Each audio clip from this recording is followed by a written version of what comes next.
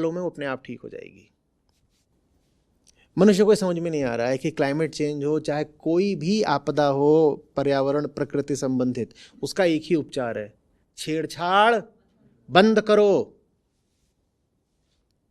हमको लगता है हम बड़े होशियार लोग हैं, पहले हम किसी प्रजाति को विलुप्ति की कगार पर खड़ा कर देते हैं और फिर हम अपनी पीठ थपथपाते हैं, देखो सारे चीते विलुप्त हो गए थे, हम चीता लेके आए, भारत में फिर से चीता आ गया। मारा किसने था? लेकर के आए, ये बड़ी शाबाशी की बात हो गई। समाप्त किसने किया था? लेकिन हम कितने खुश होते हैं। वैसे ही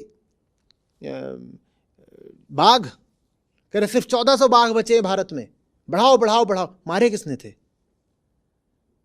लेकिन कितनी प्रसन्नता होती है ना, हम कितने शक्तिशाली हैं, सामर्थ्य देखो हमारा ओमनीपोटेंट है। हम एक खत्म होती प्रजाति को पैदा कर देते हैं और आप कह रहे हैं नहीं कोई बहुत फर्क नहीं पड़ता है, वो अगर खत्म भी हो जाए, बस उसका जो आखिरी सदस्य बचाओ, उसका डीएनए संभाल के रख लेना, हम दोबारा पैदा कर देंगे, जुरासिक पार्क कर देंगे। जैसे डीएनए बचा था उसे डायनासोर दोबारा पैदा कर देंगे, वैसा करेंगे। ये तुम कर भी लो तो क्या हो जाएगा? बर्बाद तो तुमने कर ही दिया ना।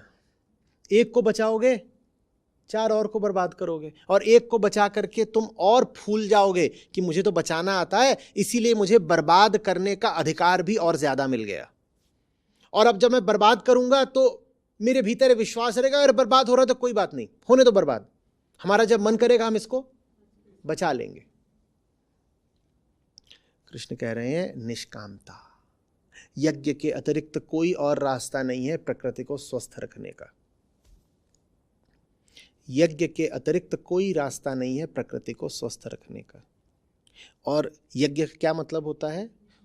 उसको बुरी नजर से मत देखो। अब बुरी नजर से देखने मतलब समझ में आया?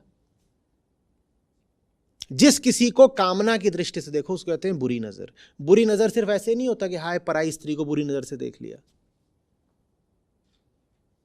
यही नहीं होता। पड़ोसी का घर बहुत बड़ा हो गया है और उसको देख रहे हो, ये भी बुरी नजर ही है। किसी ने बात समझी होगी और समझाने के लिए वो लटकाते होंगे नींबू मिर्ची, उसका संबंध इसी श्लोक से है, पर वो बात अब बहुत पीछे छूट गई। हम संबंध को बहुत पीछे छोड़ाए, नींबू मिर्ची बचाए, बस आशय यही था। जिस भी चीज को तुमने कामना की नजर से देख लिया, तुमने खुद को ही बर्बाद कर दिया और उस चीज को भी बर्बाद कर दिया। दोहराइए, जिस भी चीज को आपने कामना की दृष्टि से देख लिया वो चीज बर्बाद हो गई, आपके देखने भर से बर्बाद हो गई, वो देखने भर से गई।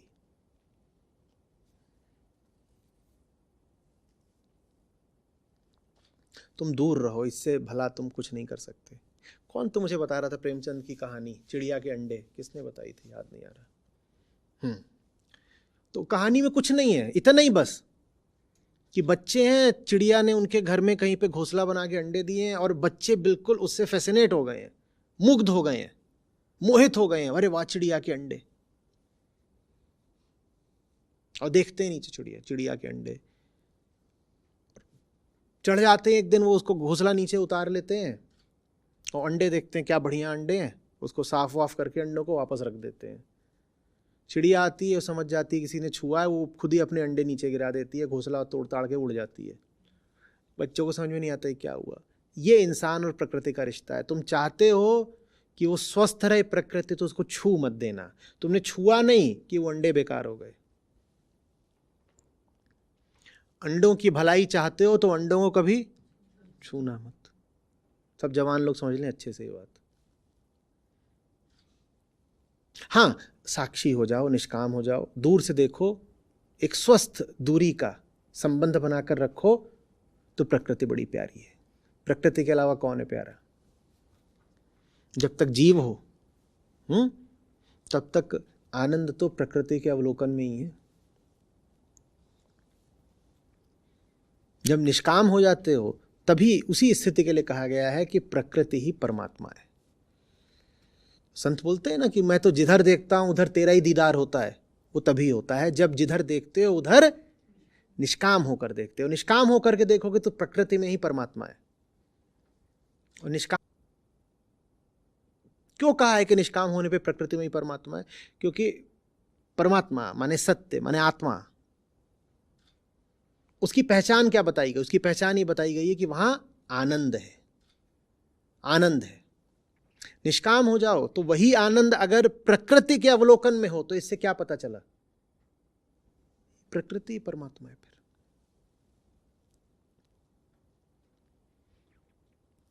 समझ में आ रही है बात?